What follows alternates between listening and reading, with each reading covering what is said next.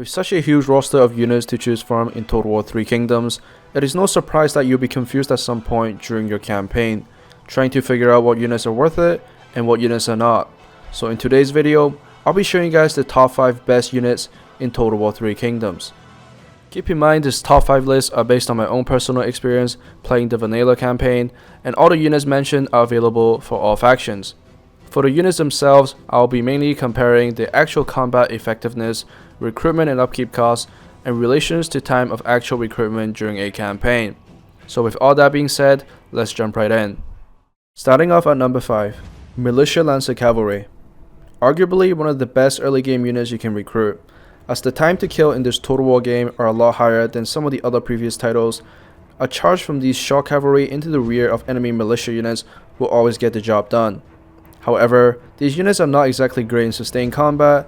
Make sure to charge, then disengage, and rinse and repeat. Fielding a few of these units in your army can never go wrong, as cavalry superiority will always win you battles. You can even go as far as to having a vanguard general with only 6 of these cavalry units. And if you're confident with your micromanagement skills, you can go very far with this army setup. The only problem with these units is that they fall off pretty hard during the later stages of your campaign.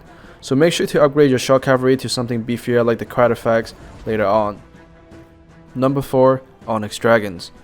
This is no doubt the best missile unit available in the vanilla version of 3 Kingdoms.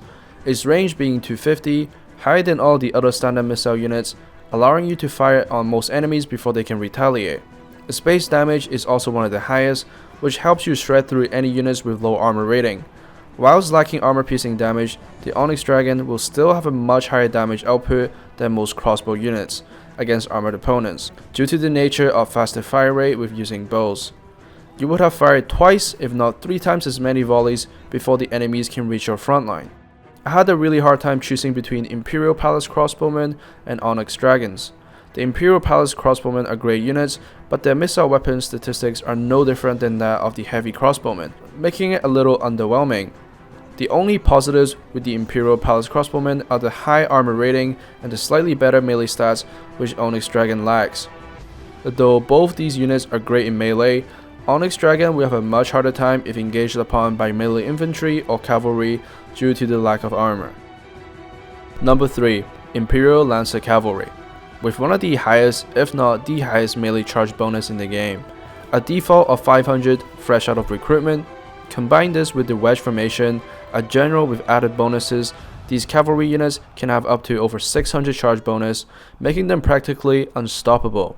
Capable of plowing through even the heaviest of infantry head on, and no other units can compete with them in terms of charging. Unlike many of his counterparts, the Imperial Lancer Cavalry have the second highest base melee evasion out of all cavalry, meaning these units can also fight in sustained combat. However, there are several things you have to consider: the extensive research period to unlock the unit, and the need of becoming an emperor first. Also, without the proper reforms of faction bonuses, your Imperial units may never recover from their battles because of the high negative replenishment rate.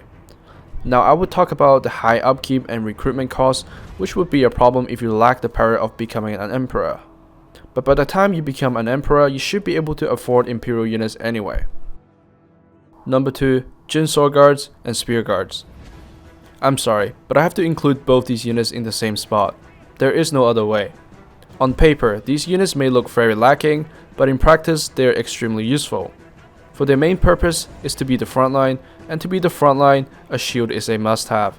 This is why I did not include other infantry units that may seem better in terms of their melee stats, but does not have a shield, as they will often become a sitting duck for the enemy archers.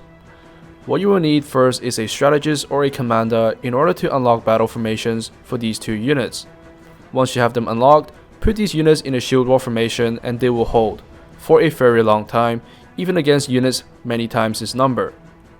Without even killing the enemies, simply holding them in position is more than enough.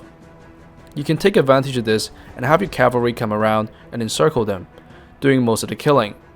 Basically, the hammer and anvil military tactic, a common yet very effective strategy. These units will be the staple of your army for the majority of your campaign until you are able to recruit the Imperial units. Finally, arriving at the number 1 spot, Imperial Sword Guard. I don't think this is much of a surprise to anyone. This is arguably the best melee unit in the entire game, right alongside the Scholar Warriors from the Yellow Turban faction. These units are extremely durable, combining its high base and shield armor rating with the shield wall formation, increasing its range block chance to 95%, rendering the enemy missile units almost useless, as melee evasion can be as high as 94% with the right general bonuses, and over 100% using the circle formation. And in melee combat, they can easily hold up against units many times its magnitude. You can imagine this unit as Jinsol guard, but exceptionally better in every single regard.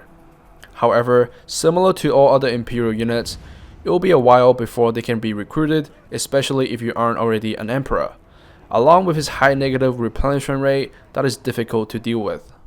So that's it for my personal top 5 best units in 3 kingdoms. Leave a comment down below if you agree or disagree, and what does your top 5 list look like? Don't forget to like and subscribe if you enjoyed my content, and as always, thank you guys for watching, and I'll see you guys next time. Goodbye.